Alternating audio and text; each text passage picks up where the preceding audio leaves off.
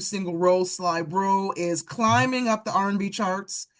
So let's just kick things off here, sir. What can you share about the inspiration behind this song and how it connects, these themes of love, connection, community? Mm. Well, I am a Southern boy, right? Born and raised in the deep South. Church, a preacher's kid from the South with the pleasure of growing up seeing two people love each other. You know, my parents have been married 50 years. And when I tell you, all growing up, I saw two black people loving each other, fighting together to raise a family.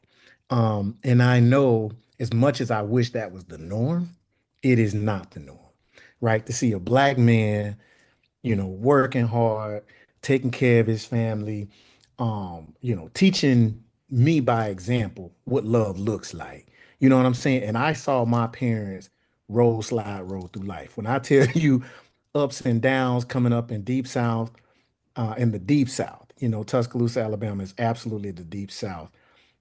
I didn't realize how blessed and fortunate I was to see two people loving each other the way they did, and how romantic my father was, and how principled he was and is as a man, and how he taught me those principles of love and fighting for the person you love, right? And what that looks like, not just through your words, but through your convictions and your commitments. And so that sort of principle is baked into everything I do. And when you hear this music, when I'm talking about roll, slide, roll, being 10 toes down, you know what I'm saying? Not folding up, not dropping balls, not fumbling, not making excuses, right? Those lyrics and that spirit in this song, it goes back to how I was raised to believe love should be between two people going through life together, fighting together.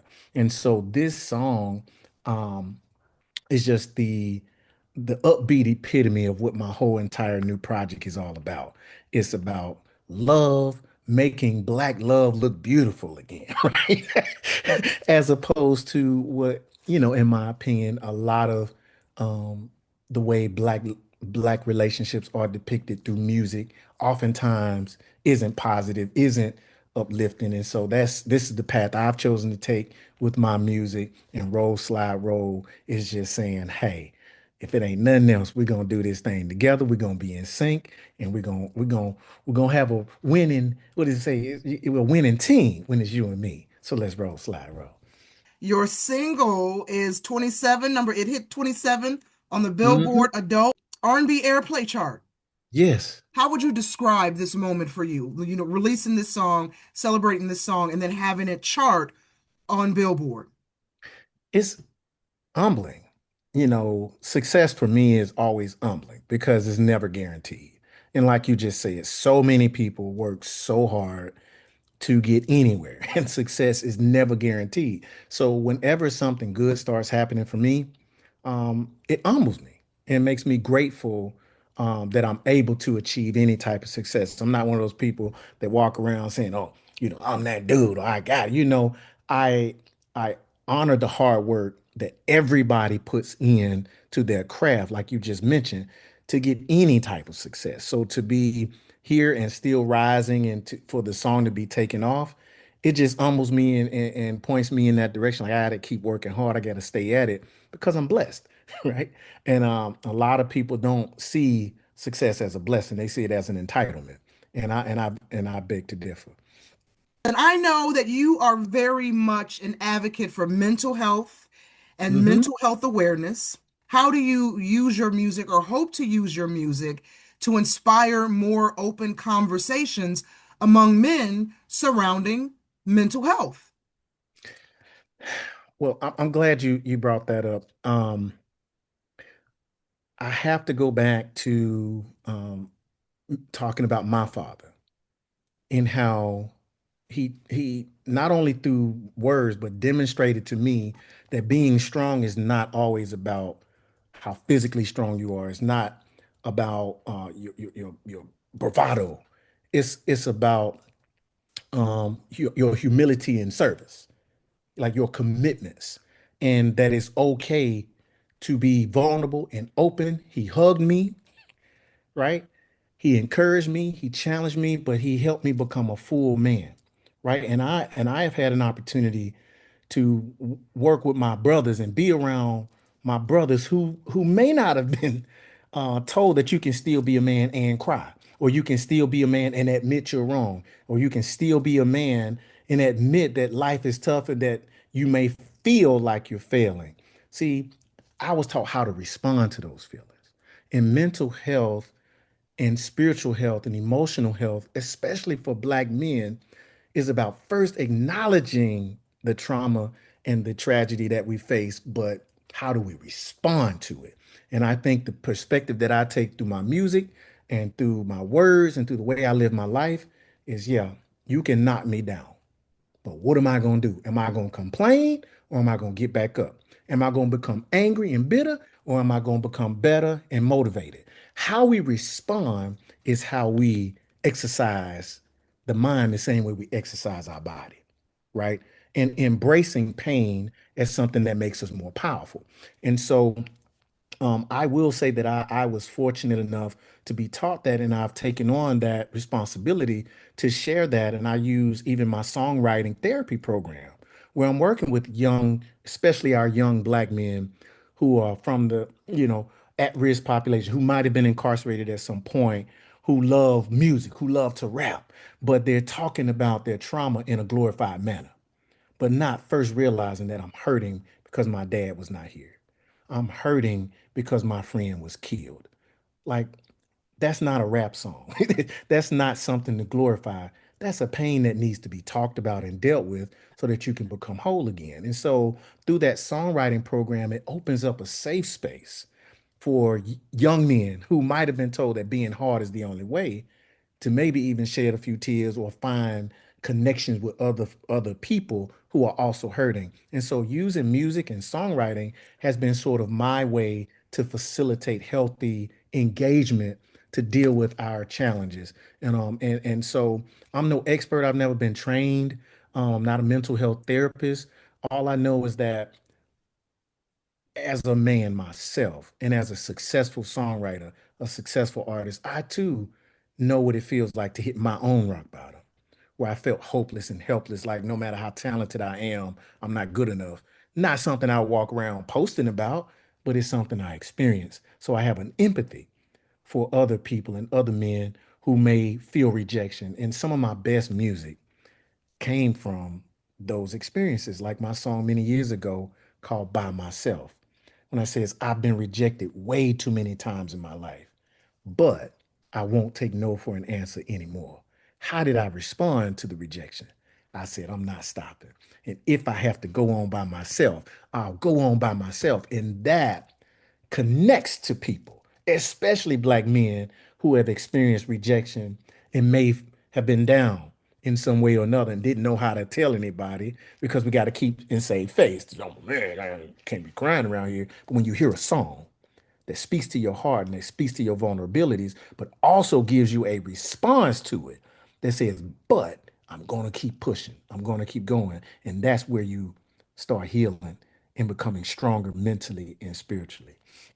So is it safe to say that you believe music is a tool for mental and emotional healing? 100%. You just gave the short version of everything I just said. You absolutely summed it up. I totally believe that music is one of the most powerful tools for mental health and spiritual and emotional health and wellness. So let me ask you then, what do you have like maybe, if you were right now invited to mentor a group of young Black males, Mhm. what do you have maybe one main tip or even three ways you would offer up to them on how music can positively influence their mental health and well-being?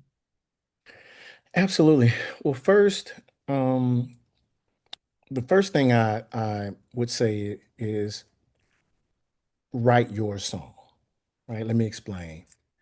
If you are freestyling through life, you're responding to everything that's happened to you and around you.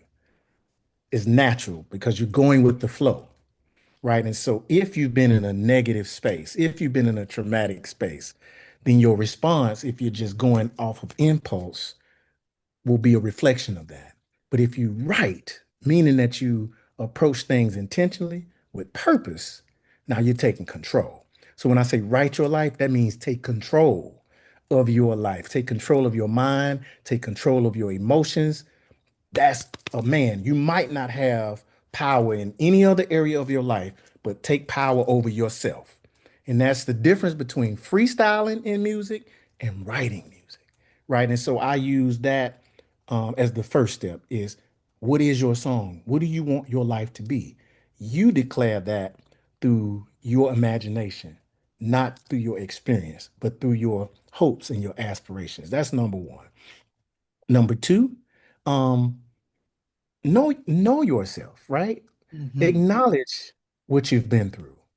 Don't be ashamed of what you've been through. And don't be ashamed if you haven't gone through what the next person have gone through. I'm not ashamed that my father was in my home when I'm in a room full of young men who say they don't know their dads. I'm not ashamed. I say, well, I actually have experience that I can share. You can see me as your brother or your surrogate father. So I use that as opposed to hiding that I didn't go through what you went through. I say, I'm not always going to be able to relate, but can I elevate? And that happens through empathy, right? That happens through empathy. So don't be ashamed of your journey, good or bad, right? Because I think a lot of people starts diminishing, especially people who haven't experienced the same things or been as traumatized. They start wanting to create trauma. You don't have to do that to relate to other people or feel accepted, Or right? they trauma bond with other people too. They trauma bond to feel Okay. accepted. Yeah. I like that. Trauma, trauma, right? And I say don't do that because that's not authentic, right? Um, you can find empathy without having to, like you say, trauma bond or fabricate something to make that other person feel comfortable, you know. So, and number three, remove the toxicity. Last, remove the toxicity. I know a lot of people, especially hip hop lovers, have gotten into this space where they say it's just music, it's just entertainment. I beg to differ.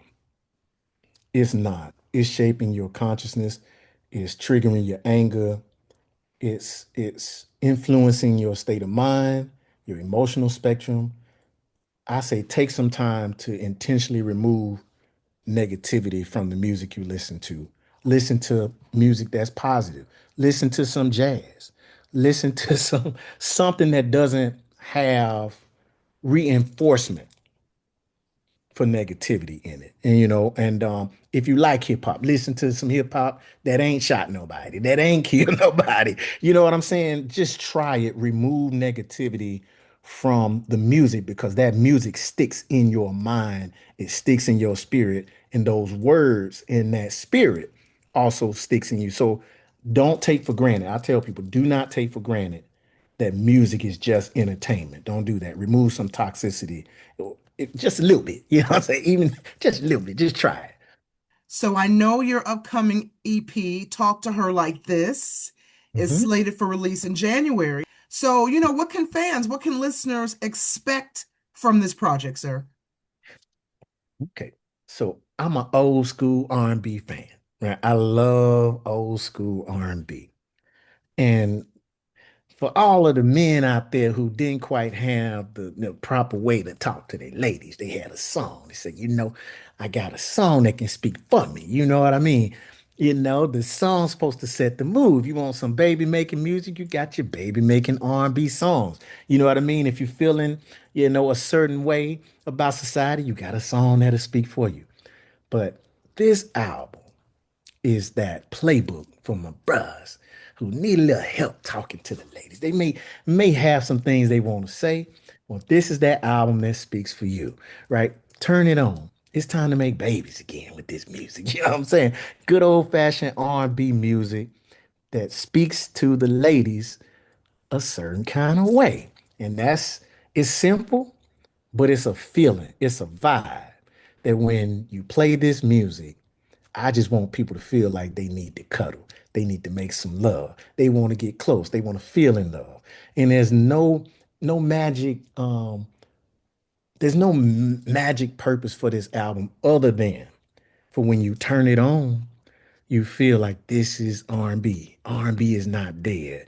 This is what we used to feel when Marvin Gaye came on, when Al Green came on. You know what I'm saying? And there's a lot of great artists making R&B music now that makes you feel like that, where it speaks for you, right? And so that's what this project is about. Talk to her like this. This is the tone. This is the vibe. This is the energy. So fellas, talk to it like this, you know? So I believe in talking to the woman, not at the woman. That's Yeah, a difference.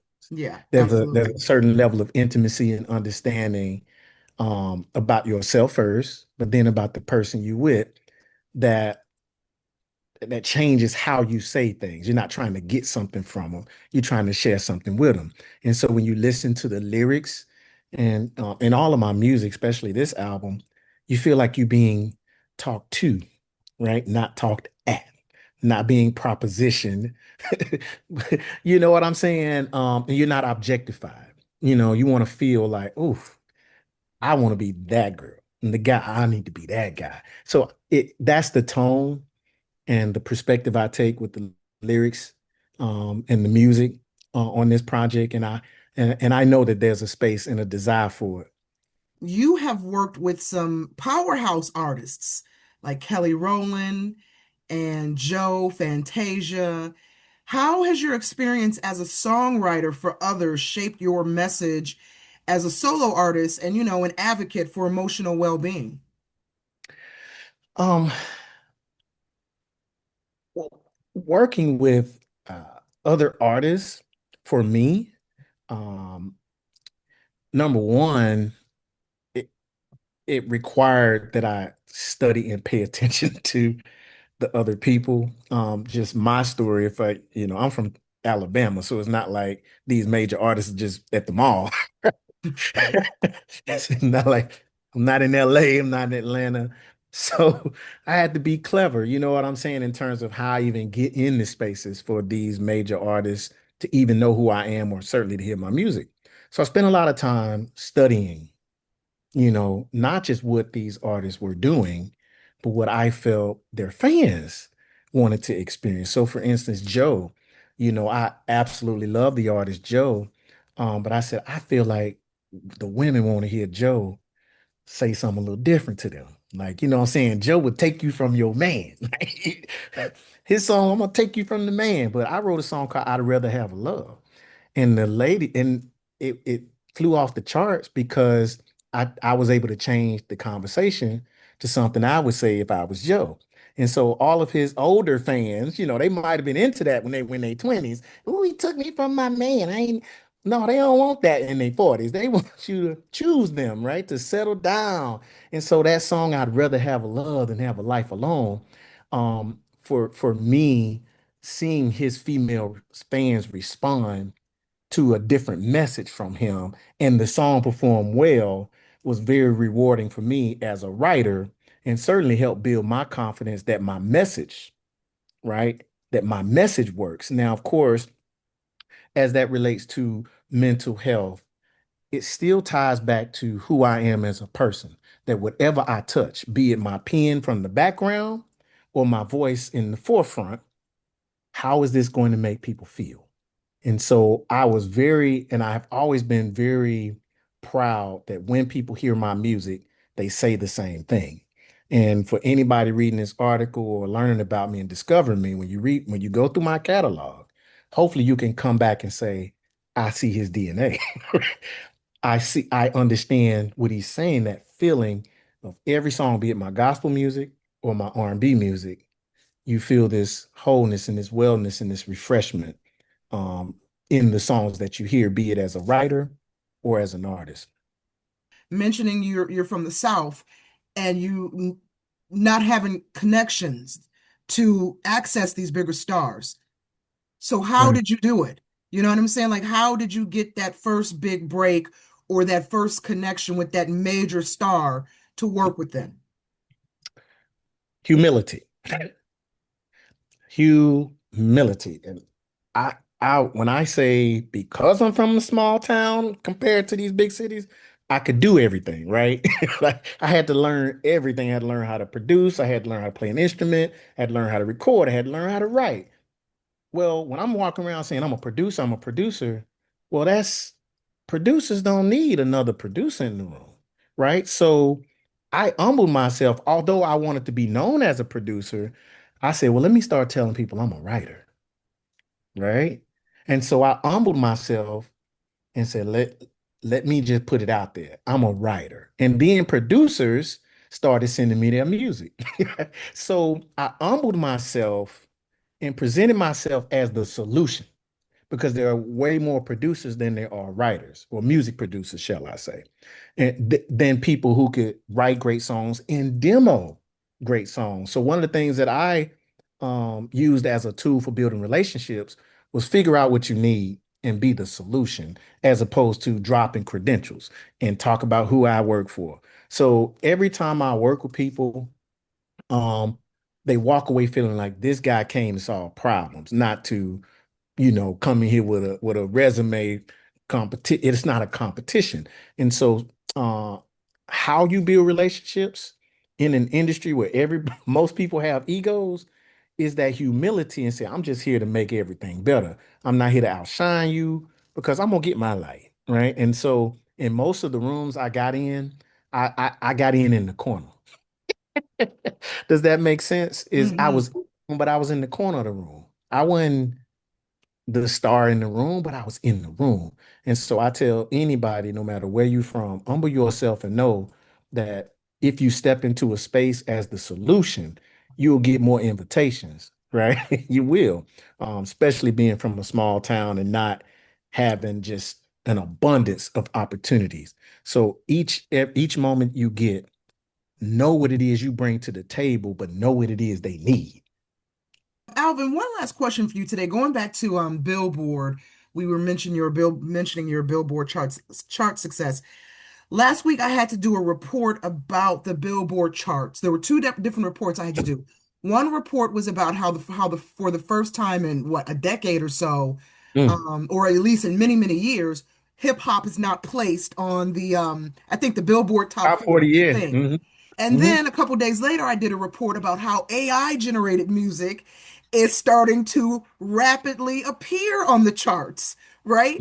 So, what's your perspective on AI's growing role in the creative process? Do you think it's a threat, an opportunity, or both? Absolutely both. Um, it's absolutely a threat to those of us who spent thousands of hours honing our craft, right? It's a threat because the AI is learning from us and it's doing what we do faster, quicker, and sometimes even better, and then making it accessible to people who only have to spend minutes to replicate what we spent thousands of hours to perfect. Okay. So it's an opportunity for those who don't have the talent. So it's an opportunity for them, but it's a different type of talent. So with respect, prompting is a new production. So I feel like the way to approach it is to segregate the two, right?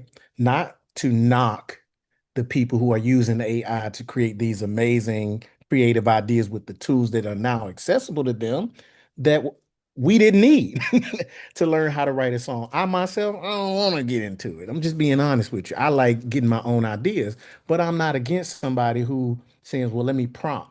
Look at what I created with my creative prompting. So I think if we acknowledge the skill set that it takes to make great AI, production and things of that nature, that it ain't the same thing. It ain't apples and oranges, right? So you do your oranges, I'm gonna do my apples. And I think on a creative level, we can exist in that creative space, right? Now, as it relates to the business of it, is where I'm a little concerned in terms of copyright law, in terms of uh, the business side, intellectual property. Will the legislation keep up with the pace of innovation? And that remains to be seen. At this point, is not. So there's, for those of us who are making a living or who have built a business model around intellectual property, AI is a bigger challenge to that, right? So there's a dual approach to that question. From a business side, it's pretty scary, just like any other industry dealing with the infiltration of AI, right? But from a creative side, prompt on, baby. I'm a producer.